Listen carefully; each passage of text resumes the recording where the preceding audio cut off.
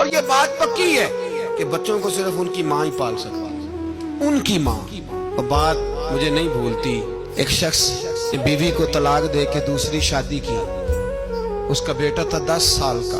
اس نے اپنے بیٹے سے کہا کہ بیٹے بتا پرانی اماں صحیح تھی یا یہ صحیح ہے؟ اس نے کہا نہیں ابا وہ تو جھوٹ بڑے بولتی تھی، یہ صحیح ہے۔ وہ جھوٹی تھی، وہ جھوٹ بڑے بولتی تھی میری سگی اماں، یہ سچ بولتی ہے۔ اس نے کہا وہ کیسے؟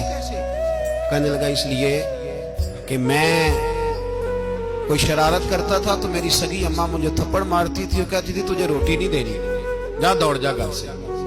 تو میں دوڑ جاتا تھا تو جھوٹ بولتی تھی نہیں دینی، پھر آدھے گھنٹے کے بعد مجھے ڈھونڈنے لگ جاتی تھی، ڈھونڈ کے لاتی تھی، پھر میری منت کرتی تھی، پھر مجھے کہتی تھی نہ مجھے ستایا کر، پھر میرا ماتھا چومتی تھی، پھر میری مرضی کا کھانا بنا کے دیتی تھی، پھر میرے منہ میں لقمے ڈالتی تھی۔ جھوٹی تھی، پہلے کہتی ہے نہیں دینی، پھر پیچھے بھاگتی ہے۔ یہ سچی ہے، میں شرارت کرتا ہوں تو تھپڑ مار کے نکالتی ہے، پھر میں منتیں کرتا ہوں پر روٹی نہیں دیتی، پیر پکڑتا ہوں نہیں دیتی، سچ بولتی ہے، اپنی بات پہ ڈٹ جاتا ہے۔ او بھائی بچے اس کی ماں ہی پال سکتی ہے، تو نے 3 جملے کہتے سوچا ہی نہیں، تیرا کا گیا تو یہ تو نئی بیوی ملے گی، اور اس کا بھی کیا گیا، اس کو بھی شاید شوہر مل جائے۔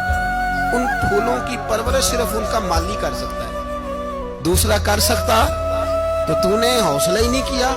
ٹھیک ہے غلطی بیوی کی تھی پر تو مرد تھا نا، تیرے پاس تو دلیری تھی، فٹافٹ 3 طلاق کے جملے کہہ دیے۔ اور میرے رسول پاک علیہ السلام نے فرمایا جائز کام بڑے ہیں پر طلاق جائز تو ہے پر میرے رب کو پسند نہیں، اللہ کو پسند۔